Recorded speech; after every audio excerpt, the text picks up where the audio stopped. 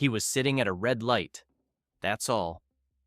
A Saturday afternoon in southern Idaho, sun high, traffic slow, the kind of afternoon nobody remembers a week later.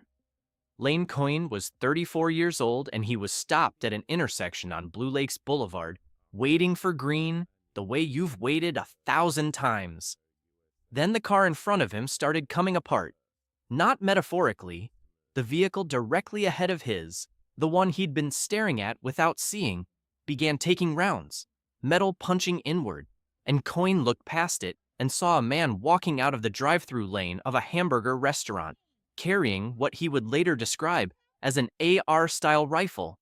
And the man was turning toward him, toward his car, toward the light, toward the row of vehicles boxed in behind him with nowhere to go. Coyne has told this part to reporters, and it's the part that stays with him, because the man kept coming, and then he stopped. Something pulled his attention hard to the side. His head snapped. His whole body changed. He stopped advancing and he started moving in a way Coyne could only call erratic. Panicked. That was Coyne's word. Panicked. Something in that parking lot had just gone wrong for him. Badly wrong. And it had nothing to do with the police, because the police were not there yet. Here's what I want you to hold on to for the next half hour. Somewhere in that lot, a customer who had shown up for lunch made a decision that almost nobody in his position makes.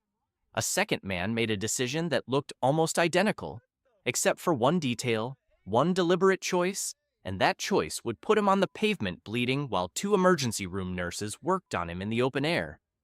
Both of them ran toward it. Only one of them was armed by the time it mattered.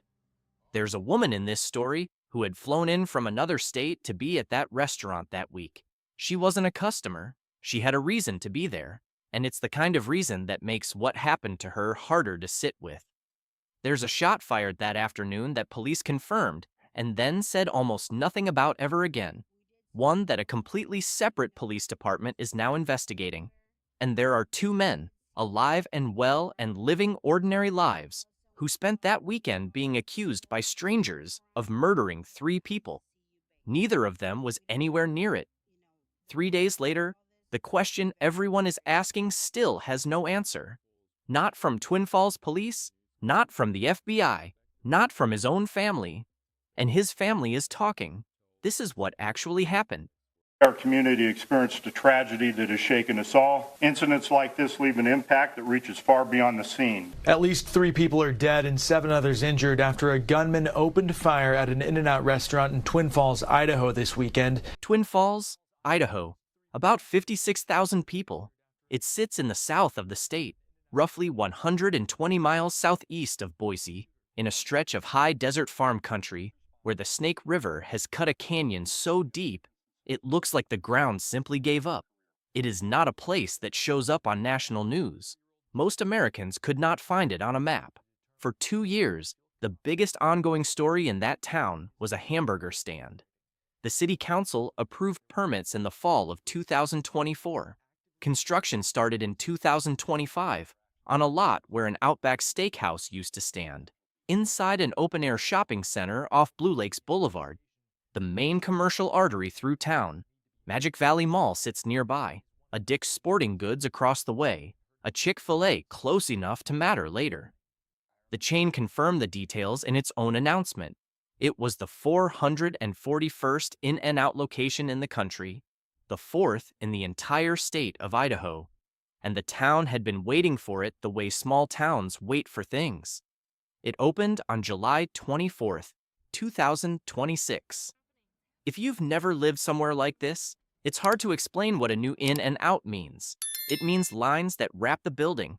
It means people driving in from Jerome and Kimberly and Boole just to say they went. It means the drive-thru backing into the road and nobody complaining about it, because that's the point. That's why staffing a brand new location is its own operation. You don't just hire locals and open the doors. You bring in people who already know how the machine runs.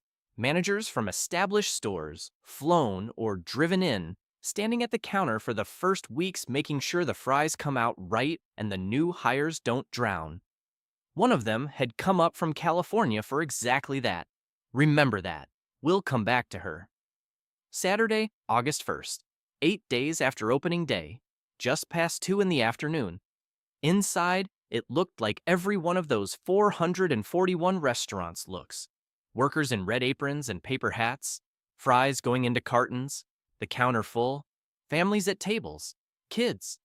Outside, the lot was doing what a parking lot does on a Saturday.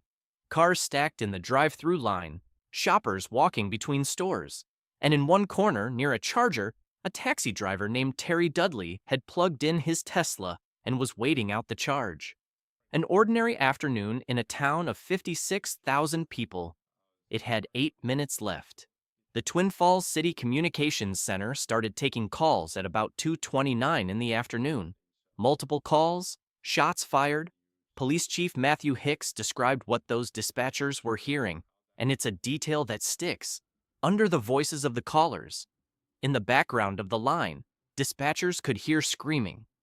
And gunfire. Not one call, many. Inside the restaurant, according to reporting from CNN on the scene, it broke the way these things break. A young man came in with a gun and started firing.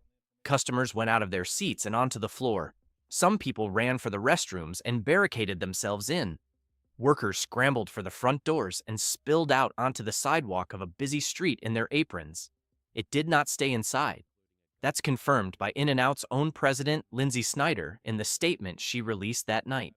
Her words were that he shot both on their property and off it, on the property and off it, inside the building, then out into the lot, then further.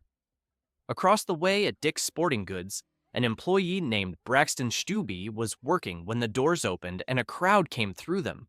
He described it to the local station, KMVT, 5-10 people at once, and one woman moving through the store yelling it at everyone. There's an active shooter. There's an active shooter. Running through, making sure every single person heard her. In the drive-thru line, Haley Dodaro, 43, had come for lunch with her mother. They were circling the buildings to get in line. She told the Associated Press that the first thing she noticed was people running across the road, then workers bolting out of the restaurant. Her first thought wasn't a shooting. Her first thought was a fire. That's how the human brain handles it. It reaches for the ordinary explanation first, because the ordinary explanation is nearly always the right one. Something's burning.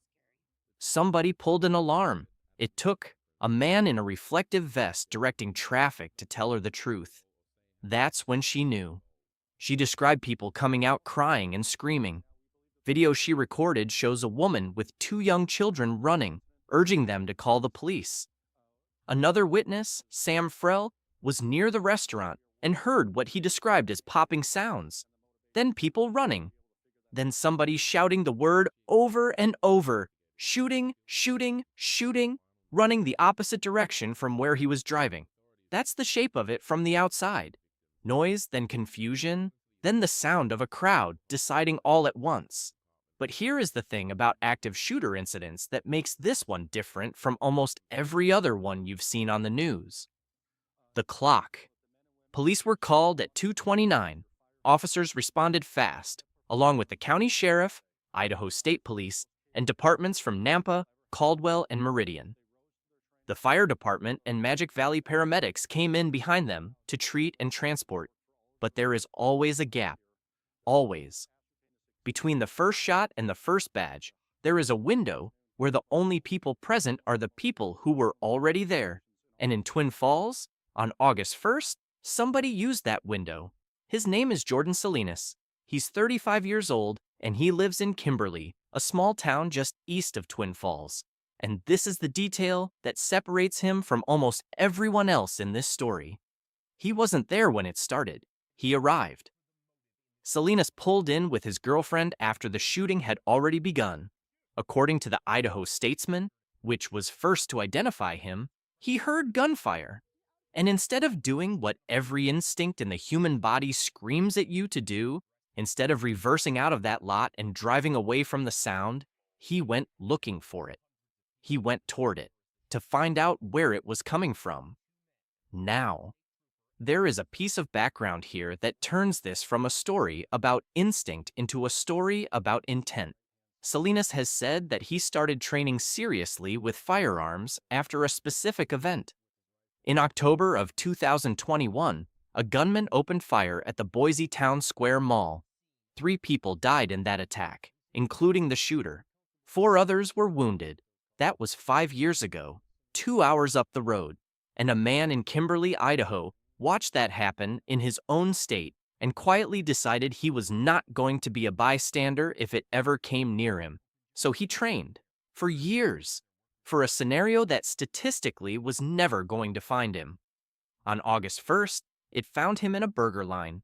He worked his way toward the sound and he spotted the gunman near the drive-thru window, firing at cars, firing at people sitting in vehicles who could not move because there were vehicles in front of them and vehicles behind them. And Jordan Salinas opened fire. He described it afterward with a bluntness that has since gone around the country. His line, given to the Idaho Statesman, was this: he did not like it when bullets started firing both ways. He didn't like it, because that's what actually happened. For the first time since he'd walked in, somebody was shooting back at him, and Salinas wasn't the only one. Chief Hicks confirmed something at the Sunday press conference that most people skimmed past. There were 2 people returning fire: Salinas, a private citizen, and an off-duty Idaho State Police trooper who happened to be there, off-duty, not working, present for the same reason everyone else was present: a hamburger on a Saturday. He engaged too. Between the 2 of them, a state trooper who wasn't on the clock, and a man from Kimberly who'd been preparing for this since 2021. The gunman was driven off, not shot, not stopped, driven, away from the restaurant, away from the building full of families, out into the open parking lot. Chief Hicks put it in the plainest terms a police chief can use. He said they believe those actions drove the suspect from the scene and prevented further casualties. Twin Falls County Sheriff Jack Johnson went further. He called them true heroes in that community and said their actions diverted the shooter and no doubt saved many lives. And now, go back to the red light. Go back to Lane Cohn, sitting in traffic, watching a man with a rifle come toward his car, and then stop and turn and start moving erratically. That was it. That was the moment. Coyne was watching the exact second when the return fire landed on the shooter's attention, and he didn't know it. Coyne's own account makes it explicit. He said the shooter became solely focused on the armed bystander, and that it allowed them to get out. The car directly ahead of him was getting shot, and that distraction is what gave those people the time to leave. He believes the man with the handgun kept the gunman from shooting more people. By Coyne's estimate, the whole thing ran 10 to 15 minutes from where he was sitting. 10 to 15 minutes. Every one of those minutes was somebody's decision. And Jordan Salinas was not the only man in that parking lot who ran toward the gunfire. The second one didn't fire a shot, on purpose, and it nearly killed him. His name is Austin James, and what he did that afternoon is one of the hardest things in this entire story to sit with, because it was correct, and it cost him everything anyway. His father, Marcus James, told CBS News what happened. Austin ran toward the gunman, same direction as Salinas, same impulse, same refusal to leave. And Austin was armed. He did not draw. That was deliberate. His father was specific about it. Austin intentionally did not draw his firearm because he did not want law enforcement to mistake him for the attacker. Think about what that means in practice. He is running into an active shooting. Police are seconds out. He knows that the officers arriving will be looking for one thing above all else: a man in a parking lot with a gun in his hands. He knows that they will have a description that is 30 seconds old at best, and possibly wrong. He knows that in the chaos, the difference between a rescuer and a target is a judgment call made in a quarter of a second by a stranger. So he made a choice. He would go in, but he would not give anyone a reason to shoot him. He went in with his hands empty, and according to his father, Austin came face to face with the shooter. Face to face, he was shot and critically wounded. What happened next is the only part of this that feels like mercy. His wife was there. So was a friend. Both of them are emergency room nurses. They treated him on the ground, at the scene, in the middle of an active incident, before he could be moved. Two people who spend their working lives keeping strangers alive spent that Saturday afternoon keeping him alive on the asphalt of a shopping center parking lot. Then he was rushed to the hospital. Two men, same instinct, opposite calculations. One drew and fired and is being called a hero on national television. One deliberately kept his hands empty so nobody would mistake him for a killer, and got shot for it. Both of them were right. That's what makes it sit so badly. There is no version of this where Austin James made the wrong choice. Every piece of guidance about armed civilians in an active shooting says exactly what he was thinking. And the guidance was correct, and it still ended with him bleeding in a parking lot. He was among 7 people injured that afternoon. Another of them was Terry Dudley, the taxi driver at the charging station. He'd been plugged in, waiting out a charge, doing the most boring thing a person can do on a Saturday. A fundraiser was later set up to help with his recovery and to support the families of other victims. 7 wounded. And by the following day, the picture police released was this. 2 of the injured had already been treated and released. 3 were listed in stable condition. 2 were still critical.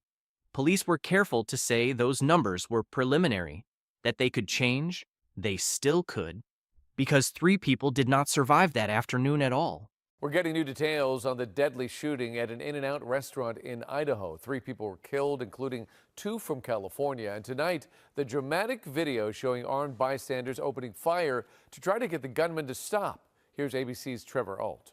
But investigators say 2 men, an off-duty state trooper, and this man, 35-year-old Jordan Salinas, fired back. I peeked around the right-hand side of that sign closest to the road, and that's where I saw the individual with his rifle pointed at the vehicles. Authorities believe those heroic actions drove the shooter from the scene and likely saved lives. He seemed unusually comfortable aiming that rifle at those cars, and then as soon as some rounds started coming at him, everything changed. Immediately, all that bravado he had immediately crumbled. 3 victims were killed. I want to be precise about a number, because the early coverage got it tangled and you may have seen both versions. 4 people died in total that day. 3 of them were victims. The 4th was the gunman, 3 families. And here is where this story turns into something stranger than a shooting. Because as of right now, days later, the Twin Falls Police Department has not officially released a single one of their names. Not one. The department's stated reason is that they're withholding out of respect for the families. City spokesperson Josh Palmer said on Monday that they were still working to identify next of kin. So everything the public knows about who died has come from the families themselves, going to reporters, and from an employer breaking the news before anyone else did. The first came the night of the shooting, and it did not come from a podium. Lindsay Snyder, the president of In-N-Out Burger, put out a statement. It is not a corporate statement. Anyone who's read it can tell you that. She wrote that her heart was broken, that her chest was heavy, that her eyes burned from the tears she'd shed, and then, we lost one of our beautiful associates tonight. She said that this associate had been taking care of what she called their most important asset, their customers, and that her life was taken by a person she described as a disgusting human who doesn't value the lives of others or his own. She said he ended his own life shortly after taking the lives of their associate and their customers. Innocent people, she wrote, who never saw it coming. Snyder does not name a single person in that statement. Not the associate, not the shooter. The name came out afterward, through the family. A representative of her family identified her to CBS News as Ashley Garibay, 23 years old. And now go back to the beginning of this story. Go back to the 8 days. Ashley Garibay was a manager for In-N-Out. She was from Stockton, California. She was in Twin Falls, Idaho, to train the new employees at the new location. That's why she was there. She was 500 miles from home, standing at a counter in a town she didn't live in, teaching people how to do the job, because the store was 8 days old, and that's what you send an experienced manager to do. She was the one showing everyone else how it worked. The second victim was identified by a relative, also to CBS News, and reported by the New York Times. Christopher Claunch, 59 years old, also a California native. His sister lives in Rosamond, north of Lancaster, and the third person killed that afternoon has no name yet. Not from police, not from a family, not from anyone. 3 days on, still nothing. Somewhere there is a family that has been told and has said nothing publicly and is living through the worst week of their lives without a single stranger knowing their name. Now, the police silence around those names was described as respect for the families, and there's no reason to doubt that. Notifying next of kin properly takes time, and getting it wrong is unforgivable. But that silence had a consequence, because while the department was carefully saying nothing, something else was filling the space. Fast, and it started while the ambulances were still moving. Within hours of the first shots, the internet had solved it. A name went up on social media. Confident, detailed, attached to a photograph. The post said the Twin Falls in-and-out shooter was a Bosnian immigrant. They gave a full name.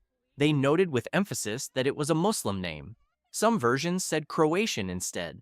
The claim spread across platforms with the specific momentum that this kind of claim always has. And it kept spreading, and people shared it as fact. There was a photograph attached to it. At least one of the accounts pushing that photo later acknowledged that it was AI-enhanced, an enhanced image of the wrong man. None of it was true. Not the name, not the nationality, not the religion, none of it. The Twin Falls Police Department had to stop investigating a mass shooting long enough to publicly say so. They put out a statement naming the false claim directly and calling it false, and asking the public to avoid spreading unverified information. That's the department's actual position. In their words, those posts were false, and they asked people to stop. And it wasn't one man. Lieutenant Stephen Gassert of the Twin Falls Police Department later confirmed that 2 men had been wrongly identified online as being connected to the shooting. One local, one living out of state. 2 people who did nothing. The department issued statements clearing both of them. Gassert said investigators stayed in contact with both men while they worked to dispel the rumors. Stayed in contact with them. Sit with that. In the middle of an investigation with hundreds of witnesses to interview, detectives were on the phone with 2 innocent people, managing what the internet was doing to them. There was more. A video circulated widely showing a man with a gun near the scene, and it was passed around as footage of the killer. Lieutenant Stephen Gassert confirmed to CNN that the man in that video was not the suspect. I'm not going to say either of those men's names in this video, not to accuse them and not to defend them. Both were cleared publicly by the police department that investigated this. Repeating a name, even to correct it, puts it back into circulation, and both of them were reportedly getting threats. They've had enough of that for one lifetime. But Gassert's explanation of why this matters is worth hearing, because he laid out something most people never think about. He said that before the police department releases any information, they fact-check that information and determine its accuracy. That's the whole answer to the question everyone was screaming that weekend. Why won't they tell us anything? Because they were checking. Because verifying facts is precisely how you avoid doing to an innocent person what social media did to 2 of them in a single afternoon. Gassert's second line was blunter. He said they know people want the information out there. But just because you've seen it on social media doesn't always mean it's true. And then he drew the line. He said they understand people have a First Amendment right to post on social media and say what they want. Where the department draws the line, he said, is when it turns into threats and harassment toward people who have absolutely nothing to do with the incident.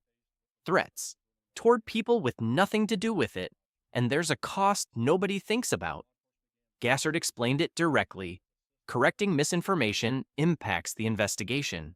Instead of focusing on gathering evidence, resources get redirected into responding to false claims, into contacting people who were wrongly identified, into chasing down rumors.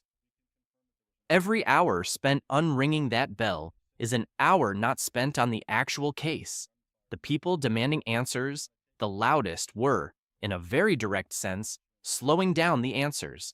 Chief Hicks addressed the frustration head-on. He said they understand there are many questions and that they will try to answer as many of them as they can in time. But he said that because some details cannot be released at this stage, releasing them would compromise the investigation. Compromise the investigation. That's not evasion. That's a man telling you there are things he knows that he cannot say yet without breaking the case. But there is one thing they confirmed and then went almost completely quiet about. And it isn't misinformation. It's in their own official update. There was a second officer-involved shooting that afternoon. Not the off-duty trooper, not Jordan Salinas. A separate incident later, after uniformed police had arrived and were searching the area. A Twin Falls police officer fired his weapon. Nobody was injured. That's what the department confirmed. And that is, more or less, where the public information ends. The officer's actions are under review, and the investigation into that shooting has been handed to an entirely different agency. The Jerome Police Department, from the neighboring county, is leading it. That's standard practice, and it's the right call. You don't investigate your own officer's discharge. You bring in outside eyes. But notice what we have not been told. We have not been told what he was firing at. We have not been told whether he believed he had located the gunman. We have not been told whether he was engaging a threat, or a shadow, or a mistake in a parking lot swarming with terrified people and at least 2 armed civilians who were not police. And remember what Austin James was thinking when he ran in with his hands empty.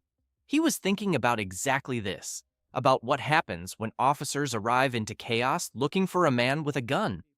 And there are multiple men with guns.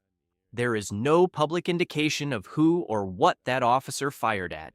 Nobody was hurt. That may turn out to be the most boring footnote in this entire case. But it is an unanswered question sitting in the official record, being examined by an outside department, and almost no national coverage has mentioned it at all. When Jerome Police Department finishes, we'll know. Until then, it's one more hole, and it is not the biggest one. On Sunday, the Twin Falls Police Department identified the shooter responsible for claiming 3 lives and injuring 7 others at a shooting at In-N-Out on Saturday. I'm your Twin Falls neighborhood reporter, Lorian Nettleton, learning more about Chad Williams, hearing from a friend of his who attended the College of Southern Idaho with him. The gunman was identified on Sunday, August 2nd. Chad Williams, 24 years old. Police said he died of a self-inflicted gunshot wound. His body was found near the scene. That's how it ended. Not with an arrest, not with a standoff, not with a trial that would have forced every fact into the open under oath, in front of the families, on a public record. He ended it himself, and he took the answer with him. Chief Hicks was unusually firm on one point. Investigators are confident he acted alone. Hicks's phrasing was that they are that confident Mr. Williams acted alone. No accomplice, no cell, no network. One person. Now, here is everything that is publicly known about who Chad Williams was. The College of Southern Idaho confirmed he was a student there. He attended from August 22, 2022 until December 14, 2023. He did not graduate with a credential. The college said it will cooperate with law enforcement. While he was there, he held a role in student government. He was a student senator, and in February of 2023, he was removed from that position. The reported reason for the removal was procedural. Procedural. That's it. That is the entire public biography of the man who did this. A year and a half at a community college. No degree. A student senate seat. A removal for paperwork reasons. I want to be extremely clear about something, because I have watched people online try to build a motive out of that last detail in the last 72 hours. It explains nothing. Thousands of students get removed from student government positions for procedural reasons every year. Every one of them goes on to do exactly nothing violent for the rest of their lives. That is the only documented friction point in a 24-year-old's public record, and it is almost certainly noise. Anyone telling you they know why this happened is guessing, including anyone who sounds very confident, because the people who actually have access to the evidence are still saying the same thing they said on day one. A motive for the shooting remains under investigation. Chief Hicks said they are working to determine his motivations. The department said investigators are continuing to review evidence, conduct interviews, and determine the full circumstances, including possible motivation. Days later, nothing has changed. And look at what has been thrown at this. The FBI has agents on the ground. The ATF is assisting. The Twin Falls Police Department, the County Sheriff's Office, Idaho State Police, and departments from Nampa, Caldwell, and Meridian have all been involved. The FBI created a dedicated digital tip line so the public could submit photos, video, and audio recordings from the scene directly to investigators. Police said there were potentially hundreds of witnesses to be interviewed. Hundreds. In a town of 56,000 people on a Saturday afternoon in a packed shopping center with a parking lot full of people holding phones. Every federal and state resource you could ask for. A mountain of digital evidence, cooperation from the public, and no motive. There's one more piece, and it's the one that undercuts the easy assumptions hardest. His family is cooperating. Fully. Chief Hicks said so directly, Williams's family has been notified and is cooperating with the investigation. And then he said something that got very little attention. Their hearts are also broken at this time. Also, a police chief standing in front of cameras less than 24 hours after 3 of his residents were murdered made a point of saying that the killer's family is grieving too. Reporters tried to reach them. They didn't get through. Which tells you something. When a family is stonewalling, investigators say so. When a family is hiding something, it leaks. Instead, you have a police chief describing a household that is answering every question and has nothing to give. That is what makes this case so difficult to look at directly. In most of these stories, by day 3, something has surfaced. A post, a document, a grievance, a pattern somebody noticed and didn't report. The people who knew him start talking, and a shape appears. Here, 3 days in, with the full weight of federal law enforcement on it, and a family opening every door they have. There is no shape. Just a young man who went to community college for a year and a half, walked into a restaurant that had been open for 8 days, and destroyed everything he could reach. Let me tell you what is still open, so you know what to watch for. The motive. Investigators are still working it. When something surfaces, it will surface from the police or the FBI, not from social media, and the last few days should have made that lesson permanent. The third victim's name. 3 people were killed. 2 were identified by their own families. The third has not been named by anyone. The Jerome Police Department review of that second officer-involved shooting, the identity of the off-duty Idaho State Police trooper who returned fire. He is one of 2 people credited by the police chief with driving a gunman away from a building full of families, and days later, we still do not know who he is. Jordan Salinas has said more is coming. He posted publicly thanking people for their support and said he would share more of his story when he's able. And the casualty count itself is not final. 2 of the 7 wounded were still listed in critical condition the day after. Police called their own numbers preliminary. Nobody wants that number to move. But here is the thing I keep coming back to. Everything about that afternoon was decided in a window of a few minutes by people who had no warning and no training for that specific moment. A woman ran through a sporting goods store shouting at strangers so they'd know. A man in a reflective vest stood in traffic telling drivers to turn around. 2 emergency room nurses knelt on hot asphalt over someone they loved. A man kept his weapon holstered on purpose, walked into it anyway, and paid for that decision with a critical gunshot wound. An off-duty trooper who was there for lunch drew and engaged, and a 35-year-old from Kimberly, Idaho, who had been quietly training since a mall shooting 2 hours up the road in 2021 for a day that was never supposed to come, arrived after it started, went toward the sound instead of away from it, and started firing. And a man with a rifle, in the middle of the worst thing that town has ever seen, suddenly found out what it feels like when it goes both ways. He stopped advancing. He turned. He moved erratically. He went out of the building and into an open lot. The police chief and the county sheriff both believe that is why more people are not dead. We know what stopped it. Down to the second, down to the individual choices, we know. We just don't know what started it. Not yet. If you want to follow this case as the answers come in, and they will come in, the motive, the third name, the Jerome review, all of it? Subscribe to this channel and turn on notifications. When the update drops, you'll get it here, verified, without the guessing. A few things about what you just watched. This is an active investigation, and everything here reflects what was confirmed as of August 4th, 2026. Details in cases like this change, and some of what's stated here may be revised by investigators. The victims named in this video were identified by their own families to major news outlets and by In-N-Out's president. Twin Falls police have not officially released any victim names. No motive has been established by anyone. Nothing in this video should be taken as one, and I would ask you to be very careful in the comments about treating speculation as fact. 2 men were falsely accused online of being the shooter. Both were publicly cleared by Twin Falls police. This channel does not name them and will not, and I'd ask you not to either. And finally, a story like this reaches people who are carrying something heavy of their own. If any part of this hit close to home for you, please talk to someone.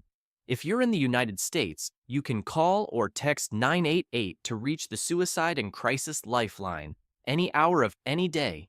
It's free and someone will answer. Take care of yourself and take care of the people around you.